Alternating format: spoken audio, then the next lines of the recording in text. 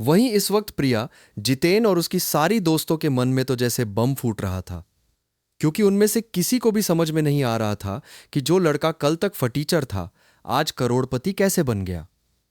वहीं करण उस कार्ड को लेता, उससे पहले ही उसे किसी का कॉल आने लगा। उसने नंबर देखा तो वो एक अननोन नंबर था। उसने फोन उठाया तो दूसरी तरफ से रिस्पेक्ट भरी आवाज आई, हेलो सर, क्या आप मिस्टर करण राठी हैं? करण ने हां बोला तो दूसरी तरफ से वो आदमी बोला, सर, आपने हमारे मॉल का 50% शेयर खरीद लिया है। क्या आपका हमारे लिए कोई ऑर्डर है? आप इस वक्त कहाँ हैं? किस सिटी में हैं? आप बता दीजिए। हम अपनी उसी सिटी के मॉल के मैनेजर को आपके पास भेज देंगे।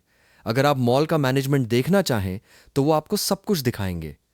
करण समझ गया कि ये सेकंड मेजर शेयर होल्डर है इस मॉल का। इस मॉल के अलग अलग सिटी में मॉल थे, इसलिए उनका एक हेड ऑफिस था जहां से अलग अलग सिटी के मॉल को हैंडल किया जाता था।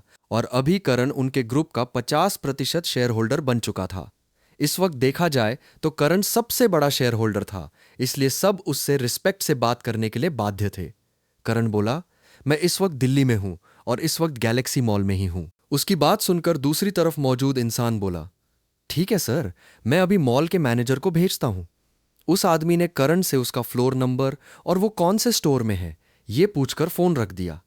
लेकिन करण को अभी मॉल देखने में कोई इंटरेस्ट नहीं था, इसलिए उसने स्टोर के मैनेजर से कहा कि वो स्टाफ से बोलकर उसके सारे बैग्स उसकी कार में रखवा दे। यह सुनकर मैनेजर खुश हो गया। वो करण और सुहानी के पास आया और सुहानी का हाथ पकड़कर उन्हें बाहर ले जाने ही वाला था कि तभी प्रिया जल्दी से आकर उनके सामने खड़ी हो गई। वो अविश्वास से करण को देखते हुए बोली, करण, तुम कैसा ड्रामा कर रहे हो? मुझे अच्छी तरह पता है कि तुम कितने बड़े फटीचर हो, तो फिर तुम्हारे पास इतना पैसा कैसे हो सकता है? ये लोग भी तुम्हारे साथ मिलकर तुम्हारे इस नाटक में साथ दे रहे हैं, बताओ मुझे। वो किसी भी कीमत पर करण को अमीर बनते हुए नहीं देख सकती थी, क्योंकि उसके हिसाब से करण गरीब और फटीचर रहना ही डिजर्व करता था, क्योंकि उसने उसे छोड़ दिया था। अब अगर करण अमीर बन जाए तो क्या उसकी मुंह पर तमाचा नहीं पड़ेगा? सब उसे कितना चिढ़ाएंगे कि उसने करण को छोड़ दिया और उसके छोड़ते ही वो अमीर बन गया। जितेन भी उसके पास आकर खड़ा हो गया और बोला, हाँ, इसके पास इतना पैसा कहां से आ सकता है? ये तो बस एक गरीब भिखारी है। ये एक गैरेज में पार्ट टाइम काम करता था, तो इसके पास इतना पैसा कहां से आ सकता है? उन दोनों को अपने भाई की बेइज्जती करता देख अब सुहानी से चुप नहीं रहा जा रहा था, इसलिए वो गुस्से से बोली, ये तुम क्या मेरे भाई को बार बार गरीब, भिखारी और फटीचर कह रहे हो? कल तक तो मेरे भाई के पीछे पीछे घूमती थी, और वो जो थोड़ा सा पैसा कमाते थे उसमें भी तुम उन्हें रेस्टोरेंट और होटल में खाना खाने के लिए ले जाने को कहती थी, और भाई तुम्हें ले भी जाता था। अब एक दिन में किसी और के साथ हो गई। अच्छा हुआ कि मेरे भाई ने तुम्हारा ये घटिया और असली चेहरा देख लिया। तुम कितनी बड़ी धोखेबाज लड़की हो। मेरे भाई के साथ रिलेशन में होते हुए भी तुम इस जितेन गुप्ता के साथ थी। मेरे भाई के पास बहुत पैसा है। अच्छा हुआ कि तुम जैसी चुड़ैल मेरे भाई की जिंदगी से पहले ही चली गई, इसलिए मेरे भाई अब खुश रहेंगे। पता नहीं तुम होती तो मेरे भाई के सारे पैसे कहां उड़ा देती। उसकी बात सुनकर प्रिया को बहुत ज्यादा गुस्सा आ रहा था। करण ने प्रिया, जितेन और उसके दोस्तों को घूरते हुए देखा। ये दोनों तो उसे परेशान करने वाली भिन भिनाती हुई मक्खियों की तरह लग रहे थे। करण कुछ कहता उससे पहले ही वहां किसी की आवाज गूंजी, यहां पर मिस्टर राठी कौन है? मॉल का मैनेजर सबको देखते हुए तेजी से उनकी तरफ भागता हुआ आया था। इस वक्त उसके माथे से पसीना बह रहा था। तभी वो स्टाफ जिसने करण के कार्ड पर करण राठी नाम देखा था, उसने मॉल के मैनेजर की तरफ इशारा करके कहा, सर, ये करण राठी हैं। ये और कोई नहीं बल्कि मॉल के मैनेजर दिनेश थे, जो भागते हुए वहां आए थे। जब उन्हें अथॉरिटी हेड की तरफ से फोन आया कि मॉल के सबसे बड़े शेयर होल्डर मॉल में मौजूद हैं, तो वे तुरंत यहां पहुंच गए। जब उन्होंने करण को देखा तो वो हैरान रह गए, क्योंकि करण बहुत सिंपल लग रहा था। उसने नॉर्मल गरीब जैसे कपड़े पहन रखे थे। ज्यादा नहीं सोचते हुए उसने मन ही मन सोचा कि शायद लाइफ एक्सपीरियंस करने के लिए उसने ऐसे कपड़े पहने होंगे। मॉल के मैनेजर को देखकर वो भी हैरान रह गया, क्योंकि वो इस मॉल के मैनेजर को जानता था, क्योंकि उनका भी स्टोर था। वो कपड़ों का बिजनेस करते थे। जब गैलेक्सी मॉल यहां ओपन हुई थी तब उसके डैड ने एक स्टोर के लिए कई बार रिक्वेस्ट किया था, पर मैनेजर नहीं माना। पर अब वही इतनी रिस्पेक्ट के साथ करण का नाम ले रहा है। मैनेजर जल्दी से करण के सामने झुक गया और बोला, प्रेसिडेंट करण, मुझे अथॉरिटी हेड ने आपको मॉल दिखाने के लिए कहा है। उसकी बात सुनकर करण ने हाँ में सिर हिला दिया और बोला, हाँ, मैंने नहीं, उसने कहा था। तो आइए सर, हम चलते हैं। करण ने हाँ में सिर हिला दिया। वहीं सुहानी हैरानी से अपने भाई को देख रही थी। मैनेजर दिनेश जैसे ही जाने वाला था, तभी जितेन ने उन्हें रोक लिया और करण की तरफ इशारा करके बोला, मैनेजर दिनेश, क्या आपको कोई गलतफहमी हुई है? ये लड़का तो एक फटीचर है, इसे आप रिस्पेक्ट के साथ क्यों बात कर रहे हैं? उसकी बात सुनकर मैनेजर के माथे से ठंडा पसीना बहने लगा। उसने जितेन के गाल पर एक थप्पड़ जड़ दिया और बोला, तुम गुप्ता फैमिली के बेटे हो, इसका मतलब यह नहीं कि किसी को भी कुछ भी कहो। ये हमारे गैलेक्सी ग्रुप के 50% शेयर होल्डर हैं। जितने भी मॉल हैं वे उनके भी हैं। करण को कुछ सूझा, इसलिए उसने मैनेजर दिनेश को देखते हुए बोला, गार्ड्स को कहकर इन सबको मॉल के बाहर फेंक दो और इन सबको हमारे मॉल से ब्लैकलिस्ट कर दो। वहीं मैनेजर दिनेश की बात सुनकर तो जितेन जैसे पागल होने वाला था। ठीक यही हाल प्रिया का भी था। वो कभी भी विश्वास नहीं कर सकती थी कि करण जैसा फटीचर इतने बड़े गैलेक्सी ग्रुप का 50% शेयर होल्डर हो सकता है। मैनेजर दिनेश ने हाँ में सिर हिला दिया और जल्दी से गार्ड्स को बुला लिया। जब गार्ड्स उन सबको खींचकर बाहर ले जाने लगे, तब जाकर उन्हें होश आया और जितेन चिल्लाने लगा उसे छोड़ने के लिए। वहीं प्रिया भी पागलों की तरह चिल्ला रही थी, करण धोखा दे रहा है, उसके पास तो खाने के लिए भी पैसा नहीं है, वो इतनी बड़ी ग्रुप का ओनर कैसे हो सकता है? उसकी चिल्लाने की आवाज से भी गार्ड्स को कोई फर्क नहीं पड़ा, क्योंकि वो तो वही करने वाले थे जो उन्हें करने के लिए मैनेजर ने कहा था। वो गार्ड्स प्रिया, जितेन और उसकी दोस्तों को खींचकर वहां से नीचे ले गए। वहीं सुहानी अपने भाई को हैरानी से देख रही थी। उसे अपने भाई पर पूरा भरोसा था, फिर भी इस वक्त बहुत ज्यादा हैरान थी। वो करण के हाथ को खींचते हुए बोली, भाई, क्या ये मैनेजर सच कह रहे? आप सच में गैलेक्सी ग्रुप के 50% शेयर होल्डर हैं? करण ने अपनी बहन को देखा और हंसते हुए बोला, क्या तुम्हारा भाई तुमसे झूठ बोलेगा? मैंने बेहद पहले गैलेक्सी ग्रुप में इन्वेस्ट किया था और फिर मैंने कल ही उस इन्वेस्टमेंट से शेयर खरीद लिया था। अब मैं गैलेक्सी ग्रुप का 50% शेयर होल्डर हूं। सबसे ज्यादा शेयर इस वक्त मेरे पास ही है। आज से ये मॉल सिर्फ तुम्हारे भाई का नहीं, तुम्हारा भी है। इसलिए तुम्हें जब भी कुछ चाहिए होगा, तुम इस मॉल से आकर ले जाना। पैसों की चिंता करने की जरूरत नहीं है हमारे मॉल में। जो भी ब्रांड स्टोर है मैं खुद पेमेंट कर दूंगा। आपने भाई की बात सुनकर सुहानी खुश हो गई। उसने साइड से आपने भाई को हग कर लिया। करण दिनेश की तरफ देखकर बोला, ये मेरी बहन है, मेरी बहन जब भी यहां आए कुछ भी लेने के लिए तो आप देख लीजिएगा। मैनेजर दिनेश ने रिस्पेक्टफुली उसे देखा और हाँ में सिर हिला दिया। करण ने जो कहा उस बात को मैनेजर दिनेश ने भी सुन लिया था और यही लग रहा था कि जरूर ये किसी अमीर फैमिली से होगा, वरना गैलेक्सी ग्रुप में इन्वेस्टमेंट करना और उसे इन्वेस्टमेंट के जरिए शेयर खरीदना ये कोई नॉर्मल इंसान नहीं कर सकता था। इसके लिए इन्वेस्टमेंट भी बहुत बड़ा होना चाहिए। मैनेजर दिनेश ने मॉल में हर जगह और ब्रांड स्टोर, थिएटर, रेस्टोरेंट सब कुछ करण को दिखाया। करण को इसमें ज्यादा इंटरेस्ट नहीं था, पर सुहानी बहुत खुश होकर सब कुछ देख रही थी, क्योंकि वो इतनी बड़ी मॉल में कभी नहीं आई थी। कुछ देर तक पूरे मॉल को घूमकर देखने के बाद सुहानी करण की हाथ पकड़ झूलते हुए बोली, भाई, अब मैं और नहीं चल सकती, मुझे भूख लगी है। वो भी बेहद ज्यादा बात सुनकर करण ने मैनेजर दिनेश को देखा और बोला, मॉल का अच्छा रेस्टोरेंट कौन सा है? मैनेजर दिनेश ने भी सुन लिया था कि बोस की बहन को भूख लगी है, इसलिए वो बोला, चलिए सर, मैं आपको हमारे मॉल के सबसे बेस्ट रेस्टोरेंट में ले चलता हूं। करण ने हाँ में सिर हिला दिया और सुहानी को लेकर मैनेजर दिनेश के साथ रेस्टोरेंट में चला गया। तीनों रेस्टोरेंट में थे यहां ज्यादातर ब्रांड स्टोर के ओनर और मैनेजर रेस्टोरेंट के मैनेजर। सब मैनेजर दिनेश को जानते थे क्योंकि वो पूरे मॉल को मैनेज करते थे। मैनेजर दिनेश को देखकर सबने उन्हें बैठने के लिए कहा और करण और सुहानी को भी बैठने के लिए कहा, क्योंकि दोनों मैनेजर दिनेश के साथ थे। तो दोनों का पहनावा बहुत सिंपल था, जैसे गरीब फैमिली के बच्चे हों, पर फिर भी वो उन दोनों को जज करके कुछ नहीं कह सकते थे। सुहानी ने अपनी पसंद की डिशेज ऑर्डर कर दिया। उसके भाई के पास पैसा था तो उसे डर नहीं था कि उसका भाई उसकी खाने का बिल नहीं दे पाएगा।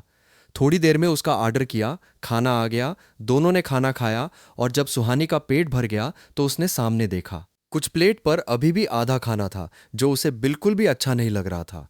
वो कभी खाना वेस्ट नहीं करती थी क्योंकि उसका भाई बहुत मेहनत करके पैसा कमाकर दोनों के लिए खाना ला पाता था। आउट हाउस में रहते थे, इसलिए राठी फैमिली के अंदर उनकी डाइनिंग टेबल पर बैठकर खाने का हक उनके पास नहीं था। उसके करण भी ही काम से आकर उसके लिए खाना बनाते थे। ये बात वो कभी नहीं भूल सकती थी, इसलिए वो कभी भी खाना वेस्ट नहीं करती थी। करण भी देखकर ही समझ गया था कि उसकी छोटी बहन क्या सोच रही है।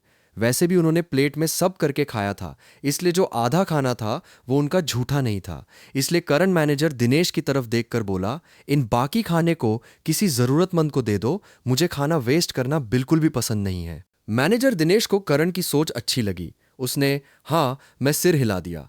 करण सुहानी को लेकर वहां से बाहर चला गया। मैनेजर दिनेश ने स्टाफ से कुछ बात की और उनके पीछे पीछे बाहर तक आ गया उन्हें छोड़ने के लिए।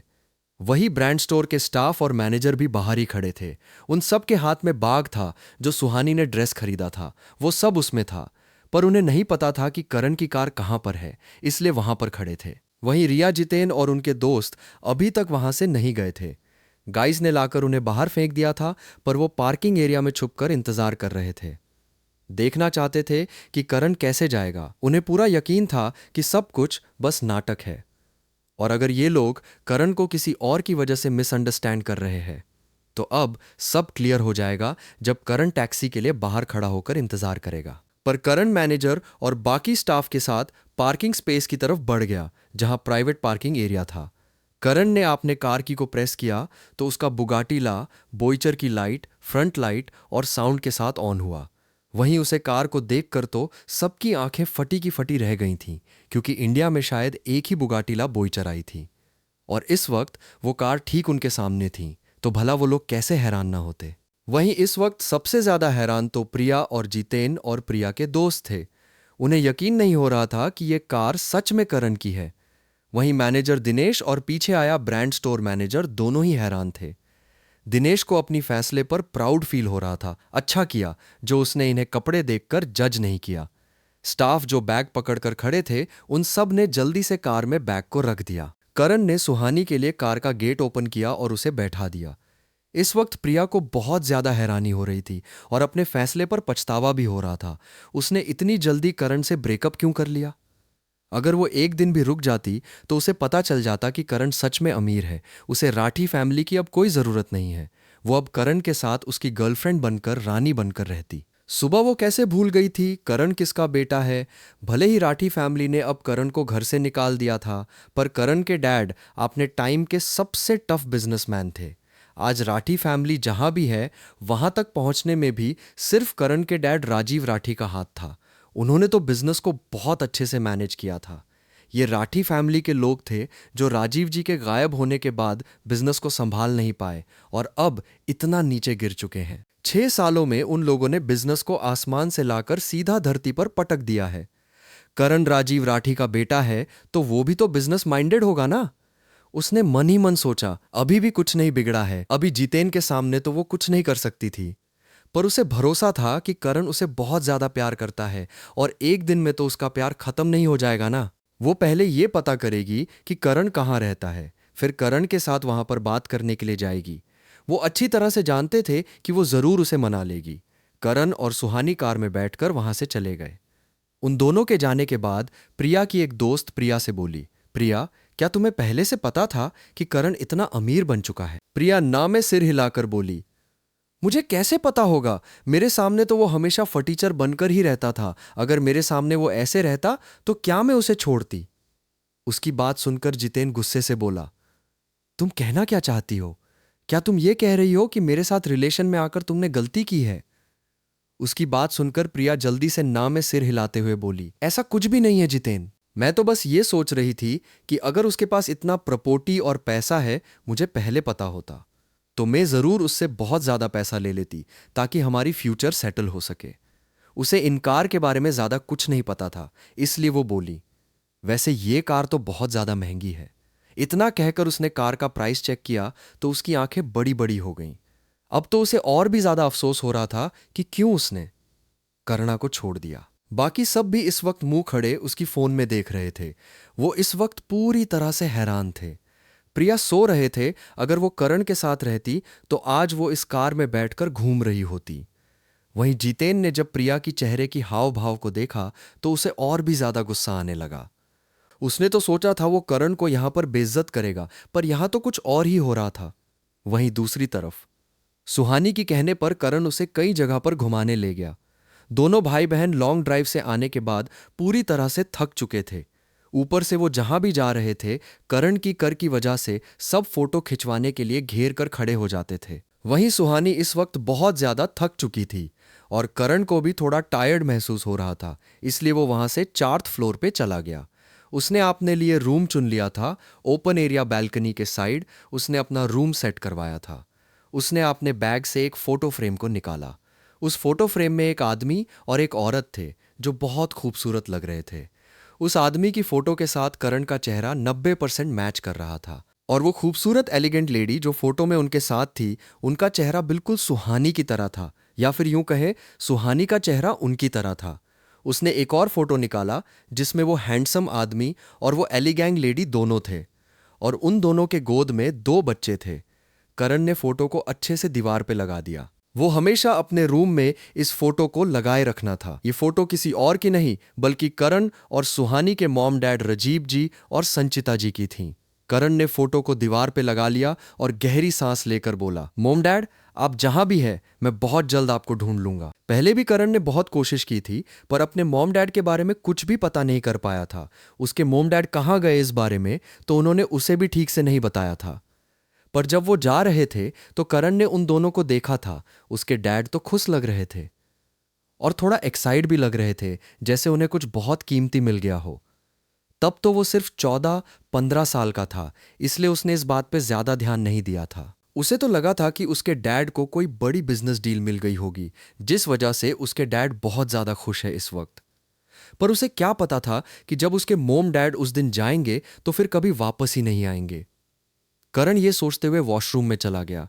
उसने डिसाइड कर लिया था जब उसके पास पावर, पैसा सब कुछ आ जाएगा तो वो कुछ भी करके अपने मोम डैड को ढूंढ लेगा। वहीं सुहानी की रूम में सुहानी ने अब तक बहुत सारी फोटो खींच लिया था और बाहर जाकर भी फोटो खींच रही थी। उसने उन फोटो को अपनी दोस्त किंजल को भेज दिया। किंजल एक अच्छी फैमिली से बिलोंग करती थी और उसे हमेशा यही लगता था कि करण सुहानी का ख्याल नहीं रखता है। पर सुहानी अपनी दोस्त को दिखाना चाहती थी कि उसका भाई कितना ज्यादा अच्छा और केपेबल है। उसकी फोटो भेजने के कुछ देर बाद ही किंजल का वीडियो कॉल आ गया। सुहानी ने जल्दी से वीडियो कॉल रिसीव कर लिया तो किंजल चिल्लाते हुए बोली, सुहानी, क्या तुम सच में इतने बड़े घर में चली गई हो? सुहानी ने खुश हो कद हाँ में सिर हिला दिया। सुहानी की बात सुनकर किंजल को जैसे भरोसा नहीं हो रहा था, क्योंकि उसे भी सुहानी की सिचुएशन के बारे में अच्छी तरह से पता था। राठी फैमिली में बाकी फैमिली मेंबर्स उसे और उसकी भाई को पसंद नहीं करते थे। सुहानी ने तो यह भी बताया था कि वो दोनों भाई बहन बाहर की क्वार्टर में ही रहते थे।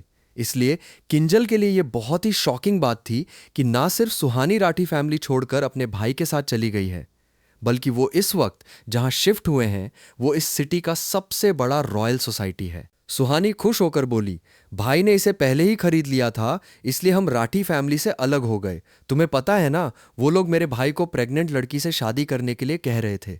उसकी बात सुनकर किंजल बोली, हाँ मुझे पता है, वो रिया मंडल से शादी करने वाले थे ना। सुहानी हाँ में सिर हिलाकर बोली, हाँ इसलिए अच्छा हुआ जो भाई ने घर छोड़ दिया। और वैसे भी मेरे भाई बेहद टैलेंटेड है, उन्होंने इस घर को अपने पैसों से लिया है। भाई ने अलग अलग जगह पैसा भी इन्वेस्ट किया है। फिर सुहानी किंजल से बात करते हुए उसे विला दिखाने लगी। वहीं किंजल तो वीडियो कॉल में सब कुछ मुंह खोलकर देख रही थी। उसने भी आज तक इतनी खूबसूरत विला कभी नहीं देखा था। हाँ, वो भी एक अच्छी फैमिली से बिलोंग करती थी, पर उनका घर इतना बड़ा नहीं था। फिर सुहानी ने खुश होकर किंजल को बताया कि आज उसके भाई ने उस प्रिया शर्मा की कैसे बेइज्जती की है। किंजल उसकी बात सुनकर फिर से साफ हो गई, क्योंकि उसने नहीं सोचा था कि सुहानी का भाई उसे प्रिया को छोड़ देगा। किंजल हैरान होकर बोली, ये तो सच में बहुत बड़ी न्यूज़ है। मुझे तो विश्वास नहीं हो रहा है कि तुम्हारे भाई ने उस प्रिया को छोड़ दिया। पहले करण प्रिया को बहुत ज्यादा फीवर करता था। वो जहां भी बुलाती थी करण चला जाता था। कभी कभी इसलिए तो सुहानी को लेने के लिए भी स्कूल नहीं आता था, और सुहानी के पास ऑटो में घर अकेले जाने के लिए भी पैसा नहीं होता था। इसलिए किंजल को करण पर बहुत ज्यादा गुस्सा आता था। पर अब तो करण ने जो प्रिया के साथ किया उसके बारे में सुनकर किंजल को हैरानी के साथ साथ खुशी भी हो रही थी, क्योंकि उसने एक बार देखा था जब करण पास नहीं होता था तो प्रिया सुहानी से किस तरह से बिहेव करती थी। वो सुहानी से ऐसी बात करती थी जैसे सुहानी कोई नौकरानी हो और वो कोई महारानी। कुछ देर बात करने के बाद सुहानी ने फोन रख दिया, रूम में चली गई। रात को करण आज खाना बनाने के मूड में बिल्कुल भी नहीं था। पहले इतना सब कुछ होना, फिर इस घर में शिफ्ट होना, सब कुछ उसके लिए बहुत थका देने वाला था। इसलिए उसने सुहानी और अपने लिए खाना ऑर्डर कर दिया। थोड़ी देर बाद एक डिलीवरी बॉय ने आकर खाना दे दिया, तो सुहानी और करण खाना खाकर सोने के लिए चले गए। सुहानी रूम में जाते ही अपनी फोन निकालकर देखने लगी। उसने नए विला की फोटो को सोशल मीडिया में अपने ग्रुप में डाल दिया था और इस वक्त सब उससे सवाल करने में लगे हुए थे कि इतना बड़ा घर किसका है। भले ही सुहानी ने कैप्शन में लिखा था उसके भाई और उसका नया घर, फिर भी किसी को भी इस बात पर बिल्कुल भी यकीन नहीं था। क्यों कि सुहानी और करण के बारे में सबको यही लगता था कि राठी सरनेम के सिवा उनके पास कुछ नहीं है। सुहानी ने उन सबको कोई जवाब नहीं दिया और फोन रखकर आराम से सो गई। आज उसे बहुत सालों बाद इतनी अच्छी रूम और बेड पर सोने को मिल रहा था, क्योंकि उसके डैड मोम के गायब होने के बाद उन्हें राठी फैमिली के आउट हाउस में भेज दिया गया था। वहां पर बस एक सिंगल बेड था जहां वो सोती थी और उसके भाई ने अपने लिए एक फोल्डिंग बेड खरीदा था। क्योंकि रूम बड़ा नहीं था इसलिए बड़ा बेड नहीं रखा जा एकता था। मोम डैड के जाने के बाद तो उन दोनों की हालत राठी फैमिली के नौकरों से भी बदतर हो गई थी और आज इतने सालों बाद सुहानी को बहुत अच्छी नींद आने वाली थी। वहीं करण की रूम में करण तो बेड पर आते ही नींद में चला गया। उसे भी आज इतने सालों बाद अच्छी नींद आई थी। सुबह का वक्त करण उठ चुका था, उसे कॉलेज जाना था, भले ही उसकी स्कॉलरशिप को कैंसिल करके किसी और को दे दिया गया था। पर पहले उसके पास पैसा नहीं था, इसलिए वो स्कॉलरशिप में पढ़ने की कोशिश कर रहा था, क्योंकि बिजनेस मैनेजमेंट स्टडी के लिए 50 लाख का फीस चाहिए था। वो दिल्ली क्या देश का सबसे बड़ा कॉलेज था, पर अब उसके पास पैसों की कमी नहीं थी। वो तैयार होकर नीचे आ गया। उसने एक सिंपल शर्ट और जीन्स पहन रखा था। कल जब वो मॉल में मैनेजर के साथ घूम रहे थे तब सुहानी नहीं उसके लिए इसे खरीदा था। वो नीचे आया तभी डोरबेल बजने लगा तो करण ने एक बॉटम प्रेस किया तो डोर ऑटोमेटिकली ओपन हो गया। मैनेजर रतन के साथ 3 लोग अंदर आए, जिनमें 2 लेडी थे और एक आदमी। करण ने मास्टर रतन को कल रात को फोन कर दिया था, उसे विला में सैफ और क्लीनिंग स्टाफ चाहिए। मिस्टर रतन ने करण को ग्रिट किया और बोला, सर ये हमारे प्रॉपर्टी मैनेजमेंट के अंदर आने वाले स्टाफ हैं, ये विला क्लीनिंग और बाकी काम भी कर लेंगे। अगर आपको ज्यादा स्टाफ चाहिए तो आप हमें बता सकते हैं, हम ज्यादा स्टाफ को आपके लिए विला भेज देंगे। उनकी बात सुनकर करण ने सिर हिला दिया और बोला, इसकी जरूरत नहीं है। अगर बाद में ज्यादा स्टाफ की जरूरत पड़ेगी तो मैं फोन करके बोल दूंगा। मैनेजर रतन ने हाँ में सिर हिलाया और तीनों को करण से इंट्रोड्यूस करवाया। उस आदमी का नाम जिग्नेश था, जो एक बेहद अच्छा कुक था, और दोनों लेडी क्लीनिंग स्टाफ थी। एक का मीना था, दूसरी का नाम निर्मला। करण ने उन दोनों को काम समझाया। वैसे भी उन लोगों को ज्यादा कुछ करने की जरूरत नहीं थी, वो बाद में और भी ज्यादा क्लीनिंग स्टाफ रखने वाला था। उसके लिए तो कंपनी भी थी जहां से प्रोफेशनल स्टाफ हायर किया जा सकता था। तब तक के लिए ये लोग भी ठीक थे। करण ने सैफ को खाना बनाने के लिए कहा। मिस्टर रतन वहां से बाहर चले गए। उन्हें इस अमीर लड़के से अपनी जान पहचान बनाए रखनी थी, ताकि आगे अगर उन्हें जरूरत पड़े तो वो मदद मांग सके। वहीं करण सुहानी को बुलाने के लिए चला गया, क्योंकि वो पहले जब राठी फैमिली में रहते थे वो ही सुहानी को उठाता था। अगर वह सुहानी को नहीं भी उठाता था तो भी जब वो कुछ ब्रेकफास्ट बनाने की कोशिश करता था तो आवाज और खुशबू से सुहानी उठ ही जाती थी। पर यहाँ ऐसा कुछ नहीं था, और यहाँ ज्यादातर रूम साउंड प्रूफ भी था, इसलिए उसे पता था शायद उसकी छोटी बहन इतनी जल्दी नहीं उठेगी। उसने डोर नॉक किया। वहीं अंदर सुहानी, जो इस वक्त आराम से सो रही थी। इतने सालों बाद नर्म गद्देदार इतनी अच्छी बेड पाकर वो आराम से बिल्ली की बच्चे की तरह सिकुड़कर सोई हुई थी। वो तो भूल ही गई थी कि आज उसे स्कूल भी जाना है। डोर नॉक होने की आवाज सुनकर उसने धीरे धीरे आंखें खोला। उसने पहले तो इधर उधर देखा। वो इस वक्त थोड़ी कंफ्यूज हो गई, क्योंकि ये तो उनके घर जैसा नहीं लग रहा था। फिर जब उसे होश आया तब जाकर उसे कल की सारी बातें याद आई। अब वो राठी मेंशन की आउट हाउस में नहीं थे, बल्कि आपने विला में थे, जो उसके भाई ने खरीदा था। उसे तो अभी भी जैसे ये सब कुछ एक सपने जैसा लग रहा था। वो जल्दी से उठी और गेट ओपन किया तो सामने उसका भाई था। आपने भाई को देखकर उसकी होंठों पर मुस्कान आ गई। करण ने उसकी सिर को प्यार से सहलाया और बोला, बच्चा जाओ, तैयार हो जाओ। क्या तुम भूल गई कि तुम्हें स्कूल भी तो जाना है? आपने भाई की बात सुनकर सुहानी उसकी गले लग गई और गुड मॉर्निंग कहा, फिर फ्रेश होने के लिए चली गई। करण बाहर आ गया।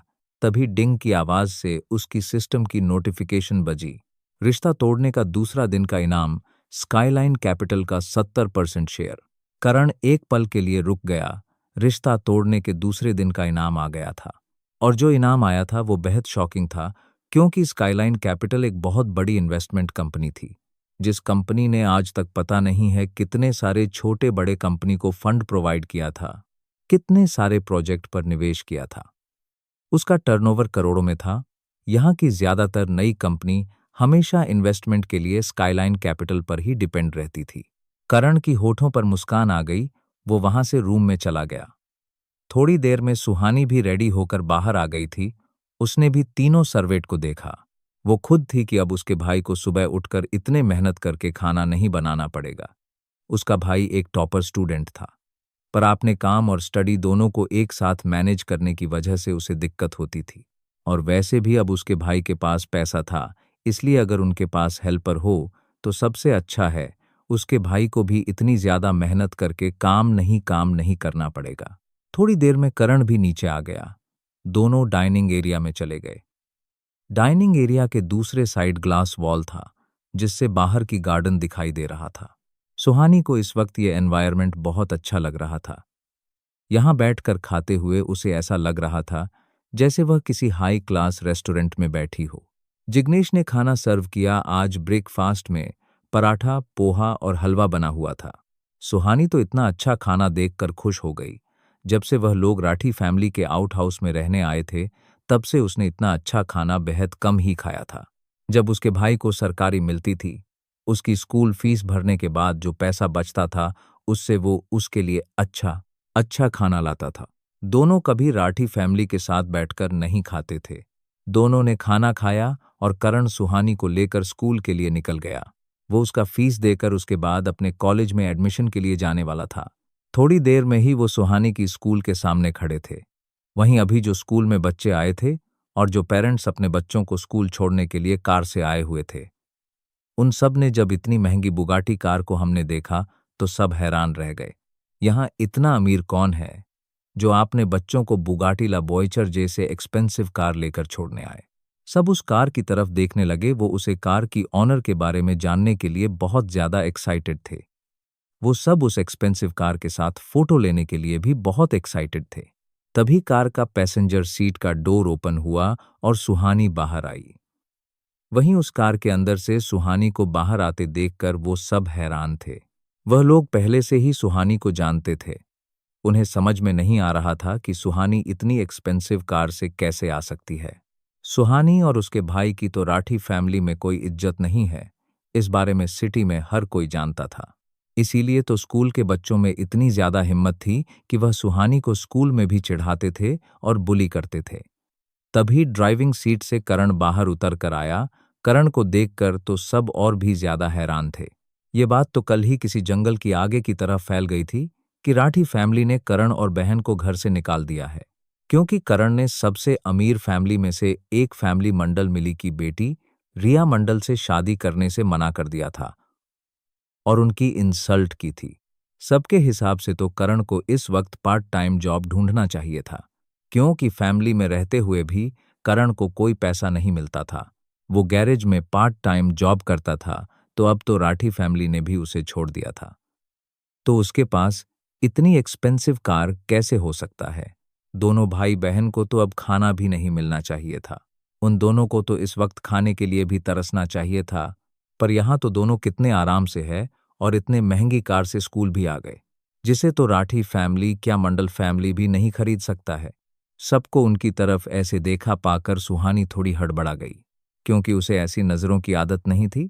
सभी सुहानी की सबसे अच्छी दोस्त किंजल भागते हुए वहां पर आई। वह अभी अभी स्कूल आई थी। जैसे ही वो कार से उतरी, उसने सबको बात करते हुए सुना, तो वो यहाँ आ गई। कार को देखकर तो वो खुद भी हैरान थी। वो सुहानी की गले लग गई। अब जाकर उसे भरोसा हुआ कि कल सुहानी जो कह रही थी बिल्कुल सच था। कल उसने उसे कुछ झूठ नहीं बोला था। सच में ये कार सबसे महंगी कार थी। उसने मिक्स इमोशन के साथ करण को देखा। उसने कल सुहानी के भाई को कितना कुछ कह दिया था। उसे लगा था कि सुहानी का भाई सिर्फ अपनी गर्लफ्रेंड के पीछे पैसा उड़ाता है, पर वो तो मेहनत करके सुहानी और अपनी फ्यूचर को अच्छा बना रहा था। करण ने उन दोनों को देखा और बोला, चलो अंदर स्कूल फीस भरने हैं।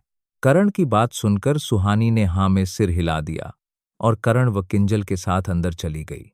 किंजल बार बार करण की तरफ देख रही थी, लेकिन उसकी हिम्मत नहीं हो रही थी कि वह उससे कुछ कह सके।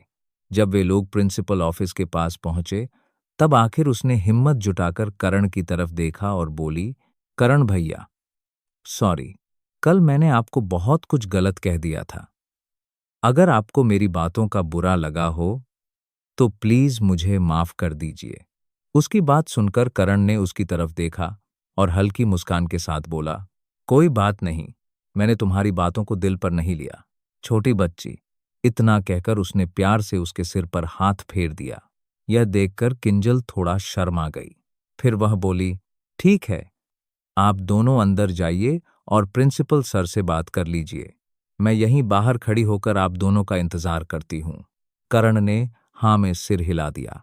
उसके मन में किंजल के लिए कोई गलत भावना नहीं थी, न ही वह इस बात से नाराज था कि कल उसने उसे इतना कुछ सुना दिया था, क्योंकि वह अच्छी तरह जानता था कि किंजल सिर्फ सुहानी की भलाई के बारे में सोचती थी। वह पहले से ही जानता था कि स्कूल में किंजल ही सुहानी की इकलौती दोस्त थी, जो हर समय उसके साथ खड़ी रहती थी। उसने कभी भी सुहानी को अकेला महसूस नहीं होने दिया। कई बार जब काम की वजह से करण को देर हो जाती थी, तब किंजल ही सुहानी को घर छोड़ देती थी, और जिस दिन करण खाना नहीं बना पाता था या फिर उसके पास पैसे नहीं होते थे, तब भी किंजल सुहानी को कैंटीन में ले जाकर खाना खिला देती थी। इसी वजह से करण कभी भी किंजल से नाराज नहीं हो सकता था। दोनों भाई बहन अंदर चले गए। अंदर प्रिंसिपल भूपेश अपने केबिन में बैठे हुए थे। जब उन्होंने करण और सुहानी को देखा तो उन्होंने गहरी सांस ली। प्रिंसिपल भूपेश बहुत अच्छे इंसान थे। इसी वजह से 2 महीने की स्कूल फीस न भरने के बावजूद उन्होंने अब तक सुहानी का नाम स्कूल से नहीं काटा था। करण ने उनसे कुछ देर बात की और कहा कि वह सुहानी की पूरे 1 साल की फीस जमा करना चाहता है।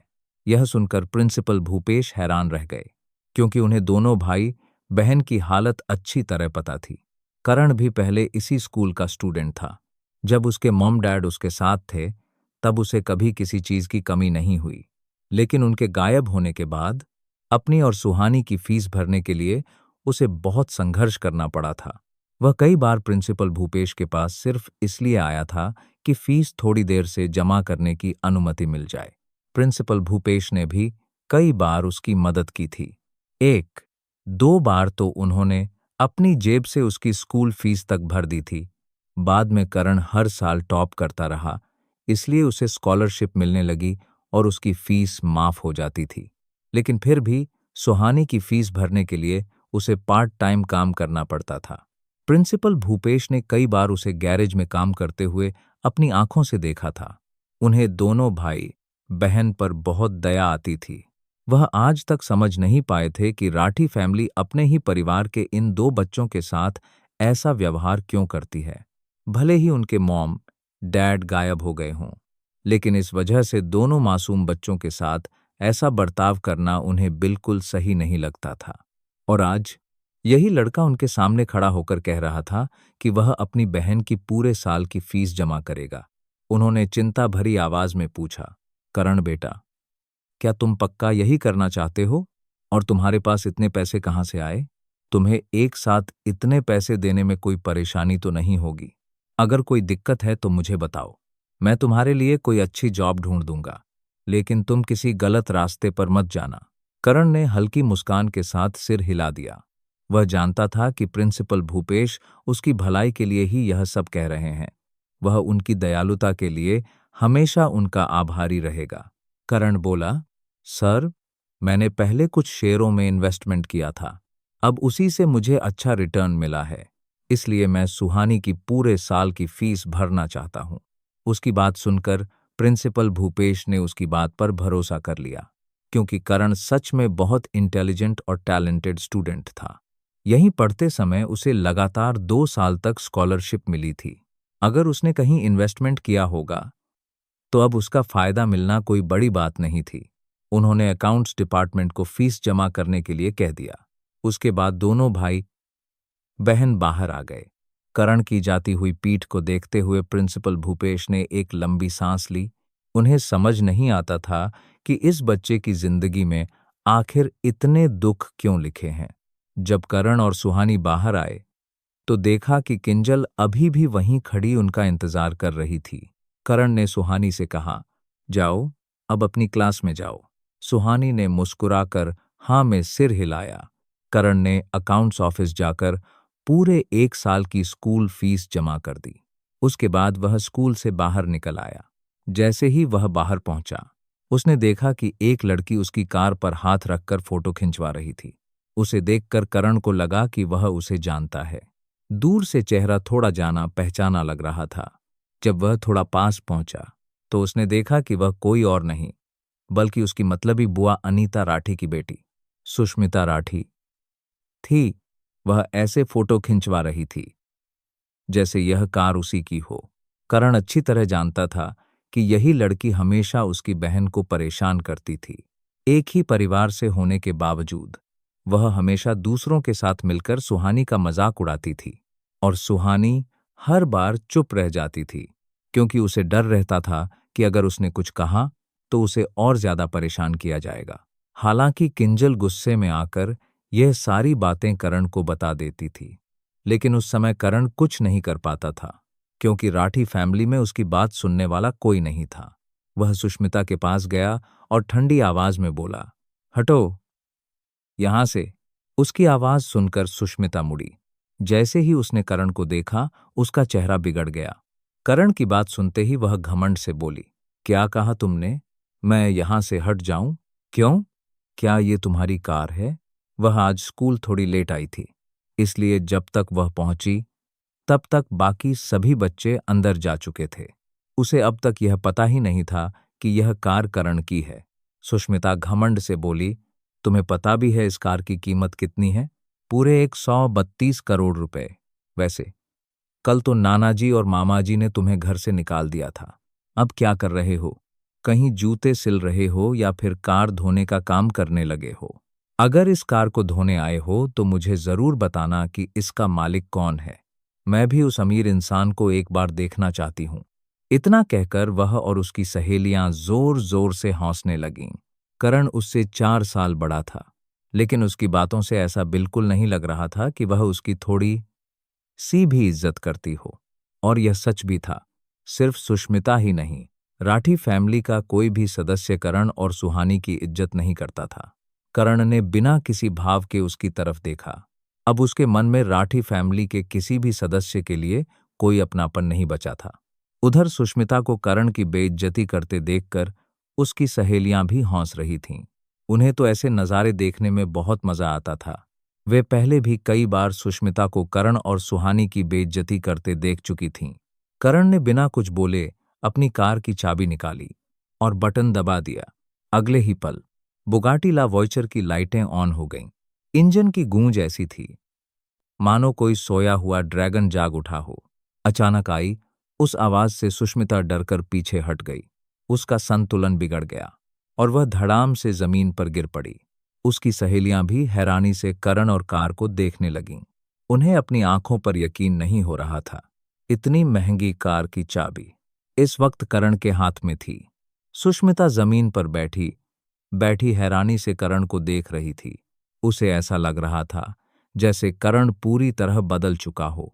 करण ने उसकी तरफ दोबारा देखा तक नहीं। वह आराम से कार में बैठा और सुष्मिता को पूरी तरह इग्नोर करते हुए वहां से निकल गया। सुष्मिता और उसकी सहेलियां बस उस बुघाटी को दूर जाते हुए देखती रह गईं। कुछ देर बाद उसकी एक सहेली ने उसे उठाया। गिरने की वजह से उसके पैर में हल्की मोच आ गई थी। तभी उसकी एक दोस्त बोली, अरे, तुम्हारे भाई के पास तो इतनी महंगी कार है। तुम तो कह रही थी कि उसके पास खाने तक के पैसे नहीं होते, फिर वह दुनिया की सबसे महंगी कारों में से एक कैसे खरीद सकता है? सुष्मिता खुद भी पूरी तरह हैरान थी। उसे समझ ही नहीं आ रहा था कि करण जैसे, जिसे वह हमेशा गरीब समझती थी, उसके पास इतनी महंगी कार आखिर आई कहां से? उसने मन ही मन फैसला किया, नहीं, मुझे यह बात घर जाकर सबको बतानी होगी। उसका अब स्कूल जाने का बिल्कुल मन नहीं था। उसने अपने ड्राइवर को फोन किया और घर जाने के लिए बाहर ही उसका इंतजार करने लगी। वहीं दूसरी तरफ करण की कार सीधे वी के कॉलेज के सामने जाकर रुकी।